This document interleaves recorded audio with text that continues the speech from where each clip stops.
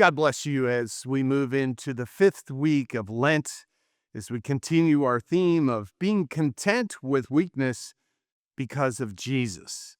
And today we will be thinking about physical weakness.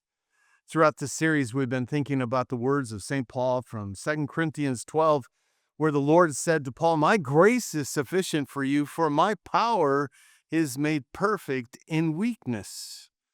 Today we think even in physical weakness. As we think about the Garden of Gethsemane, there are all kinds of images that might be imparted upon our attention. We can think about Jesus praying, and we can think about Judas coming and betraying. But one of the things that may grab our attention the most is actually something sort of sleepy, literally sleepy, as Jesus' disciples fell asleep, not just once, but 3 times. As Jesus invited them to pray with him, and 3 times he comes back and finds that in the weakness of their flesh, they had fallen asleep. Have you ever been that tired that you just could not stay awake?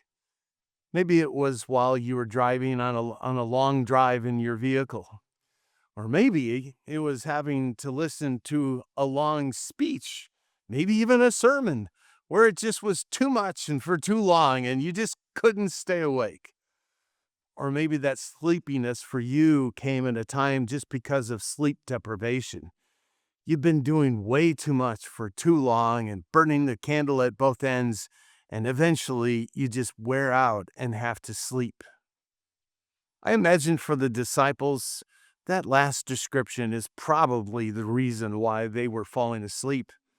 It had been quite a week for them. It started with Palm Sunday, with the triumphal entry into Jerusalem and all of that excitement and chaos.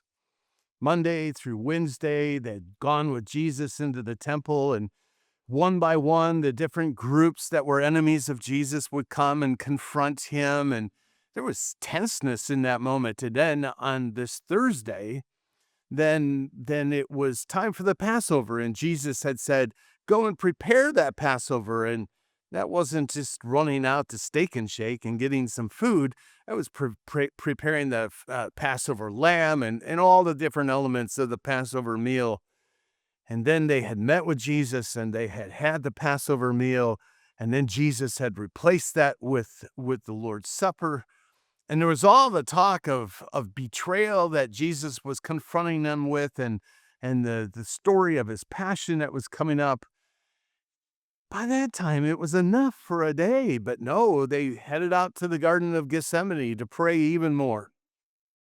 And in the weakness of their flesh, they just couldn't keep their eyes open. Jesus comes back and wakes them up and says, "Your spirits are willing, but your flesh is weak."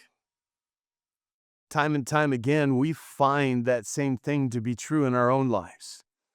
Our spirits may be willing, but oh, how often is our flesh so weak? And sadly, it seems that it's the impulses of our flesh that win out way, way too often. Maybe it's gluttony, or maybe it's too much anger, or some kind of perversion, or whatever it might be that comes from our flesh, and we just respond to that, even though our spirits are saying, no, that's not the way of Jesus. Jesus has called us to live sanctified lives, and yet holy lives are far from much of our behavior. Yet Jesus was not deterred by the weakness of our flesh. Instead, in his own flesh, in his body, he took on our weakness, took on our sin, took on our death, so that he could deliver us. The Apostle Paul said in Philippians chapter 2, "He, though he was in the form of God, did not consider equality with God something to be grasped, but he emptied himself by taking the form of a servant, being born in the likeness of men, and being found in human form, he humbled himself, becoming obedient even to the point of death on the cross. And the result is that in his flesh, he has conquered the weakness of our flesh so that he can hold out to us the ultimate deliverance that will come someday when he resurrects us and perfects us and makes us match his own glory. Until that day, we join with St. Paul saying, "Therefore I will boast all the more of my weaknesses, for when I am weak, that is when I am strong."